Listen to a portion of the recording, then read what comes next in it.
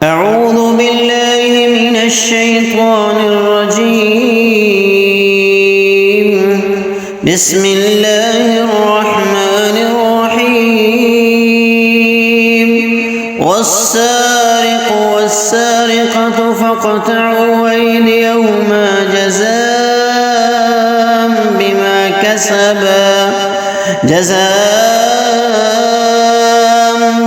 كسبا نكالا من الله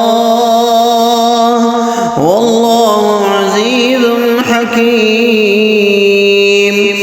فمن تاب من بعد ظلمه فأصلح فإن الله يتوب عليه إن الله غفور رحيم. یہ دو آیات سورۃ المائدہ کی آپ کے سامنے تلاوت کی گئی ہیں.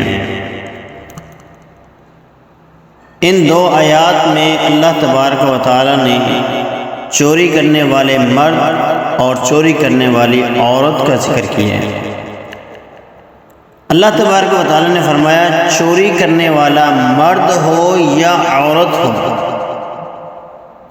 تو اس کا ہاتھ کاٹ دیا جائے.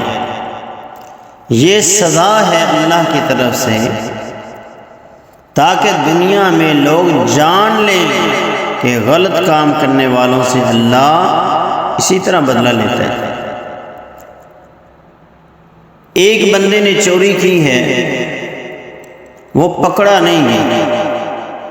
اس آیت میں جو بات بیان کی گئی ہے، جس نے چوری کی اور وہ پکڑا گیا، قانون کے شکنجے میں آ گیا، تو اب اس کی کوئی معافی نہیں.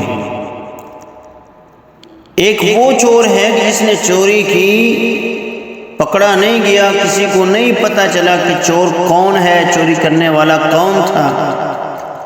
اب یہ بندہ اللہ تبارک و تعالیٰ سے ڈر جاتا ہے. اللہ کہتا ہے فَمَن تَابَ مِن بَعْدِ ظُلْمِهِ وَأَصْلَحَ. یہ اللہ سے توبہ کر لیتا ہے اور اپنی اصلاح کر لیتا ہے. فَإِنَّ اللَّهَ يَتُوبُ عَلَيْهِ. اللہ بھی اس کی توبہ کو قبول کر لیتا ہے، کیونکہ اللہ تو ہے ہی معاف کرنے والا.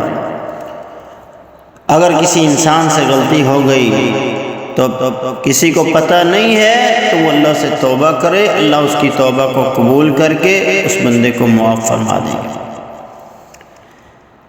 اور اگر وہ قانون کے شکنجے میں آ گیا، قانون کی گرفت میں آ گیا، تو پھر کسی قسم کی کوئی توبہ اور کوئی توبہ کا راستہ نہیں ہے. پھر اس کی سزا ہے اور اس کو سزا ہاتھ کاٹنا ہے.